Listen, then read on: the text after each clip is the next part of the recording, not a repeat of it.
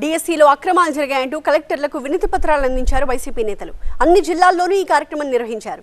DSC అక్రమాలపై వెంటనే సీబీఐతో విచారణ జరిపించాలని విద్యాశాఖ మంత్రి నారా లోకేష్ రాజీనామా చేయాలని డిమాండ్ చేశారు.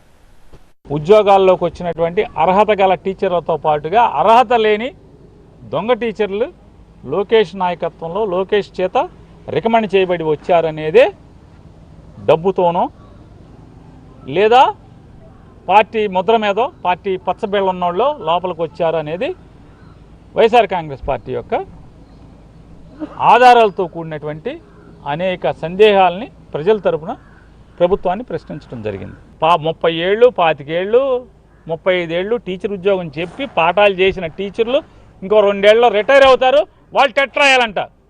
కానీ లోకేష్ నాయుడు గారు ఇచ్చినటువంటి డిఎస్సిలో మాత్రం 400 చిల్లర మందికి టెట్ రాయక్కర్లా. అంటే మీరు పేపర్ సెట్టింగ్లోను అప్లోడ్లోను ఈ కార్యక్రమాలన్నీ కూడా అవుట్ సోర్సింగ్ అప్పచెప్పేశారు. ఎందుకంటే వాళ్ళైతే మీ మాట వింటారు, లీక్ చేస్తారని. అక్కడ లీక్ చేసేశారు.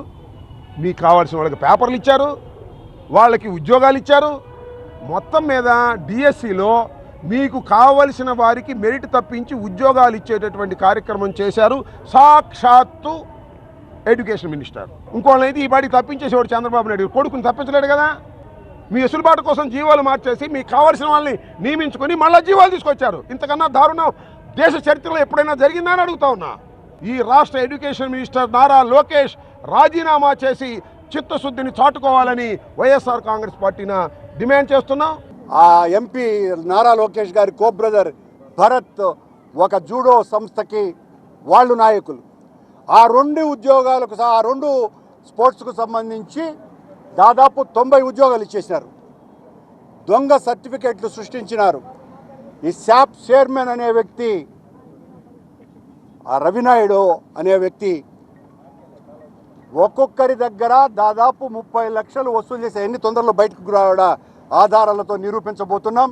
ఈ 2 ఏళ్లలోనే దాదాపు 4500 ఎంఎస్సీలు మూతపడినాయి.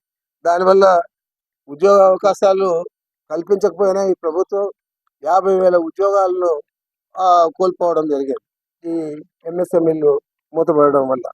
మరి ఈ రకంగా అన్ని రకాలు కూడా ఈ ప్రభుత్వం పేదలకు, ముఖ్యంగా చదువుకునే విద్యార్థులకు, నిరుద్యోగ యువతకు, మహిళలకు అంతా కూడా చెప్పిన మాటలన్నీ కూడా చేయకుండా గట్టిగా అడిగిన వారి మీద కేసులు పెట్టడం, ఏదైనా ఈ ప్రభుత్వాన్ని ప్రశ్నిస్తే వాళ్ళని అరెస్ట్ చేయడం, ఇవన్నీ కూడా మనం చూస్తూ ఉన్నాం. అదేవిధంగా జాతీయ గోల్డ్ అవార్డు వచ్చింది, ఇతనికి గోల్డ్ మెడల్ వచ్చింది. కానీ ఇతనికి ఉద్యోగాల్లో అవకాశం లేదు. కనీసం అంటే జాతీయ స్థాయిలో అవార్డు వస్తే కూడా అతనికి అవకాశం లేదు. కానీ స్పోర్ట్స్లో పార్టిసిపేట్ చేస్తే చాలు. అంటే క్రికెట్లో మామూలుగా 12 ప్లేయర్ 13 ప్లేయర్లు ఉంటారు కదా, అలా వాళ్ళకు కూడా ఇచ్చే విధంగా ఈ యొక్క డిఎస్సిలో దగా జరిగిందని చెప్పని సాక్ష్యాధారాలతో కూడా తెలియజేయడం జరిగింది. భువనేశ్వర్ గారు ఈ రాష్ట్ర ముఖ్యమంత్రి గారికి భార్య, అలాగే విద్యాశాఖ మంత్రి గారికి తల్లి. దానికి మీ భర్త గారు ఇచ్చినటువంటి ఎన్నికల హామీకి దానికి సమాధానం చెప్పండి భువనేశ్వర్ గారు. అలాగే మేము 10 క్వశ్చన్లు రేజ్ చేసాం. విద్యాశాఖ మంత్రి గారి తల్లి గారు మీరు చెప్పాలి కదా, ఈ డిఎస్సిలో అవకతవకలు జరిగాయని ప్రతిపక్షం అంటా ఉంది. ఆధారాలతో సహా రోడ్డు మీదకి వస్తున్నారు. దీనికి సమాధానం చెప్పండి అని అంటే నేను చర్చకి సిద్ధం అంటాడు. కానీ విద్యాశాఖ మంత్రి ఆయన ఎక్కడికి వస్తాడో తెలీదు, ఏ టైంలో వస్తాడో తెలీదు, ఎవరు రమ్మంటాడో తెలీదు.